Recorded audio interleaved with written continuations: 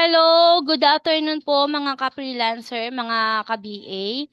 For today video guys, lalakayin natin ang mga kailangang tools para sa pagiging virtual assistant. Mga kailangang tools sa pagiging virtual assistant, syempre unang-una ang project management tools. Project management tools, nandun yung Asana, Trello, Monday.com para sa task management at collaboration. Madaling i-track ang mga project deadlines at progress para sa mga client. Then number two, time tracking tools. Nandun yung Clockify, Harvest, HubSpot, Time Doctor para sa accurate time tracking lalo na kung may mga hourly rates yung mga client. Number three, communication tools. Nandun yung Slack, Zoom, Google Meet para sa mabilis at maayos na komunikasyon para sa mga kliyente at team members. Then, number four, document management tools. Ano yung ginagamit na document manage tools ng mga virtual assistant? Syempre, nandun yung Google Drive, Dropbox, OneDrive para sa safe at organized storage ng mga document at mga file na kailangan sa pagiging virtual assistant. Then, number five, password management tools. LastPass o iPassword para sa secure na pag-save at pagbabahagi ng mga password sa mga kliyente. Kailangan natin magkaroon nun. Okay? Sa pang number six, email management tools. Ano ba yung ginagamit natin sa paggawa ng email? Unang-una is Gmail. Gmail, Outlook, Mailchimp para sa efficient ng email communication at marketing campaigns kung kinakailangan. Then, social media management tools. Ang ginagamit niyan is Hootsuite o Buffer para sa scheduling at monitoring ng mga social media posts, lalo na kung BA ka sa marketing o social media management. Number eight, note-taking tools. Ano ba yung ginagamit sa note-taking tools? Evernote o Notion para sa madaling makapag-take down notes at mag-organize ng mga idea sa task. Hello! Then, pang number nine, automation tools. Ando na din yung Zapier o Integromat para mag-automate ng ilang repetitive tasks tulad ng pag-sync ng data sa iba't ibang tools. And then,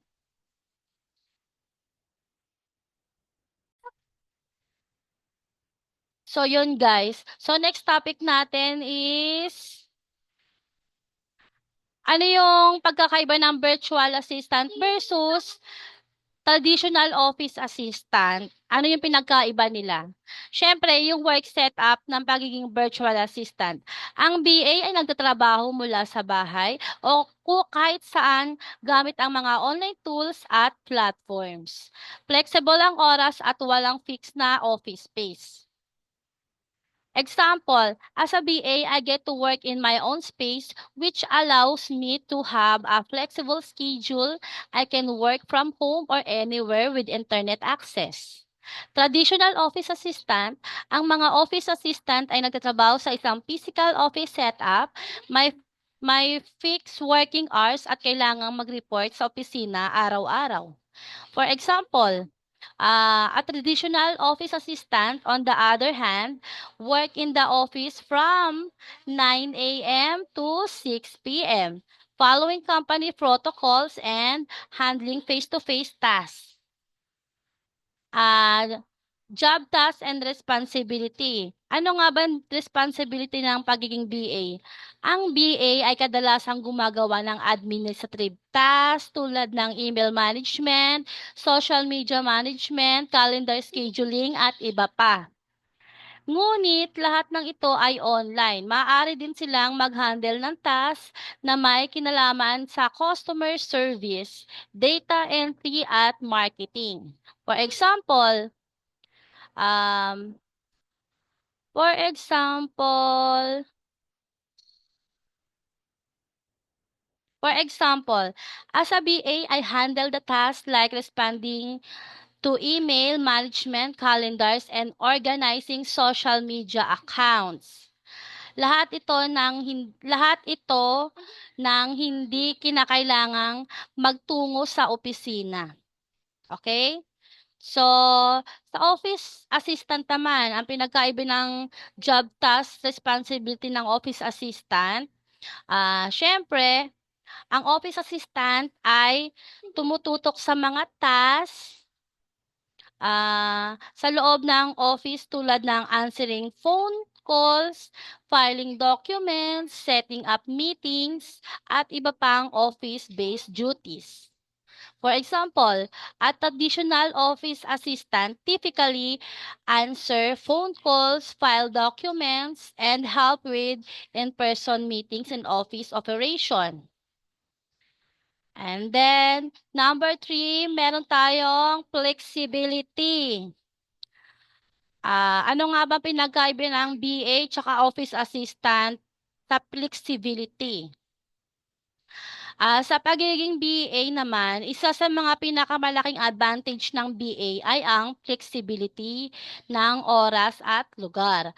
Maaring mag-set up ng sarili mong schedule depende sa kliyente at availability. For example, as a BA, I get to choose with to work when this is especially helpful when balancing my work with personal life. Sa office assistant naman guys, kadalasan may fixed working hours ang office assistant at may specific days at oras na kailangan pumasok sa opisina. For example naman, sa for office assistant, the working hours are fixed. You need to be in the office at designated time.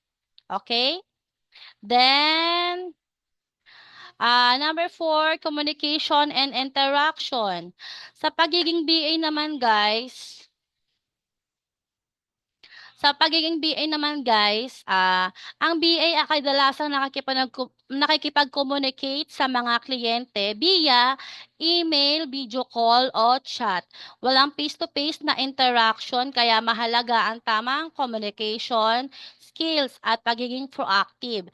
For example naman guys, as a BA, I mainly communicate with my clients through email and video calls.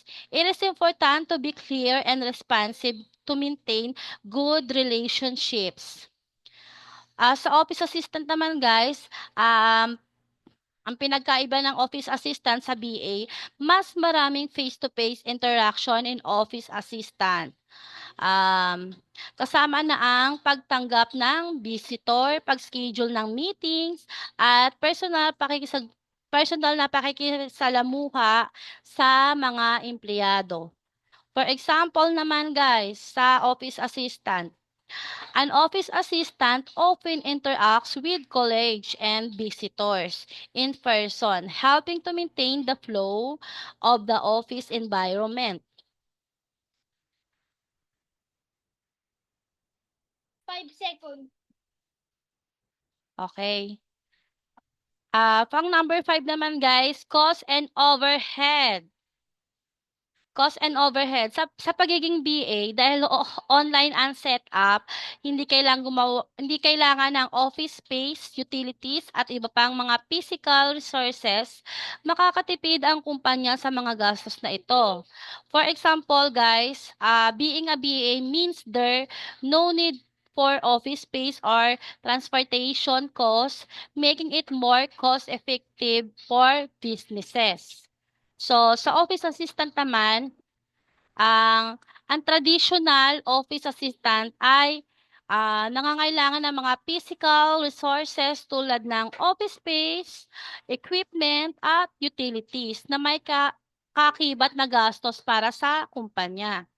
For example, in an office setting, business have to provide office space, equipment, and utilities for their assistant, which could lead to higher operational cost. And then, pag-usapan naman din natin yung career growth and opportunities. Career growth opportunities sa pagiging BA.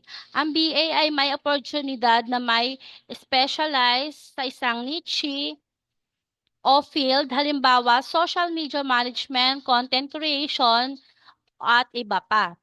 At mag-work with multiple clients, maaari din magtrabaho sa iba't ibang industriya. For example, as a BA, I can focus on niche that I enjoy such as social media management and work with multiple clients from different industry. Sa office assistant naman guys,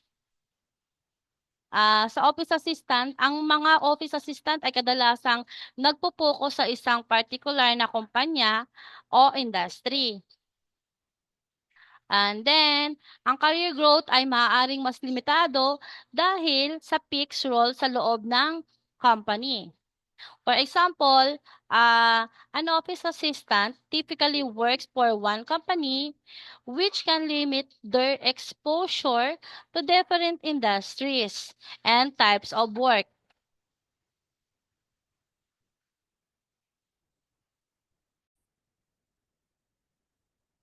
Okay, so sa pang-7 naman, technology and tools.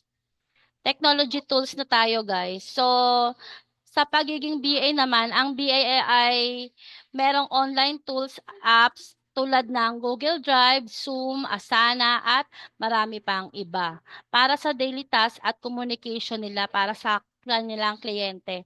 For example, as a BA, I rely heavily on cloud-based tools like Google Drive and Zoom to collaborate with clients and stay organized.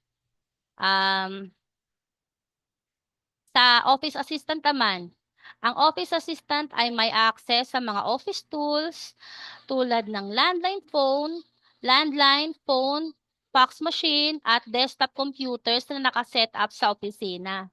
For example naman, office assistants usually use office equipment like phones and printer for daily tasks.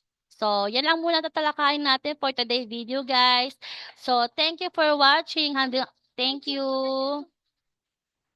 Please follow me and subscribe. Thank you for watching, guys. Bye.